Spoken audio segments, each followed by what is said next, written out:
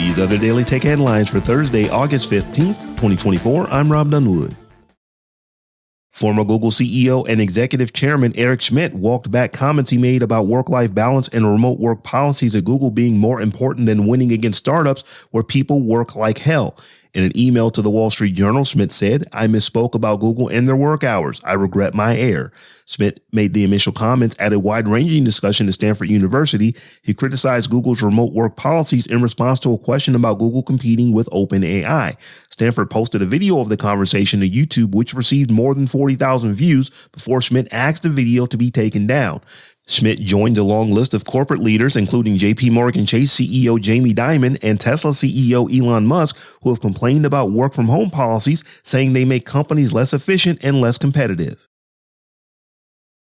U.S. District Judge James Donato said on Wednesday that Google, which was found to be a monopoly, would end up paying something to make the world right, and that he was planning to issue an order forcing Google to give Android users more ways to download apps. The comments came when Judge Donato heard from technology experts and lawyers for Epic and Google about proposed reforms to last year's jury verdict between the Fortnite maker and Google's parent company Alphabet. Donato showed impatience for Google's protest about cost and difficulty of implementing many of Epic's proposals and signaled he would issue a ruling that would maximize users and developers' flexibility to download and distribute apps outside of the Play Store. The U.S. Federal Trade Commission has finalized rules on its crackdown on fabricated reviews and fake consumer and celebrity testimonials, preventing the use of these practices on websites and e-commerce hubs. These rules prohibit buying and selling fake reviews and product testimonials and passed with a 5-0 vote, becoming effective in 60 days. The formal ban comes with stiff penalties for violators of the new rules, with fines reaching as high as $50,000 per violation. Kim.com, founder and former CEO of MegaUpload, is being extradited to the United States to face long-standing criminal charges relating to his defunct file-sharing service. MegaUpload was the file-sharing service shut down by the Department of Justice in 2012 after being accused of costing film studios and record companies over $500 million by enabling users to share pirated content. Kim.com has been fighting extradition since 2012 when the FBI charged him with racketeering, money laundering, and copyright infringement. The extradition order was signed by New Zealand Justice Minister Paul Goldsmith on advice of New Zealand's Ministry of Justice. Google parent company Alphabet said Thursday that it's expanding its AI-generated summaries for search queries to 6 new countries, including Brazil, India, Indonesia, Japan, Mexico, and Great Britain. The move comes just 2 months after the company rolled back some capabilities following problems with inaccurate answers that Google acknowledged were odd and erroneous overviews. Google is also adding hyperlinks to the feature where websites will be displayed on the right side of the AI-generated answer to address concerns from the media industry about the possibility of losing out on referral traffic. China-based car maker Zeekr claims that its new EV batteries can be charged from 10 to 80% capacity in 10.5 minutes using its ultra-fast charging stations.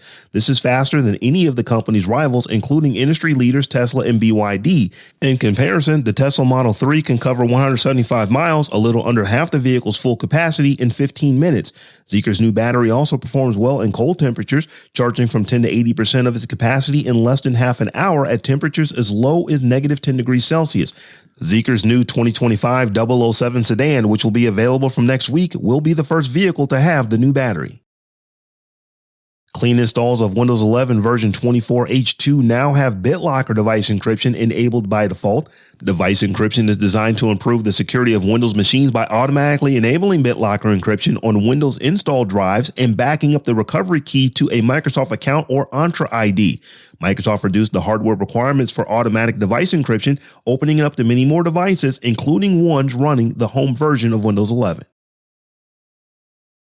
According to Bloomberg, an iPad-like tabletop device reminiscent of an Echo Show or Nest Hub-style touchscreen device might still happen for Apple as soon as 2026. Rumors suggest the device could have a robotic arm and tilt the screen up and down using actuators and rotate 360 degrees. There are concerns, however, whether consumers will actually want this, especially as the price may hover around $1,000. The hope is that if Apple does release such a device, the screen will be detachable like the Pixel tablet.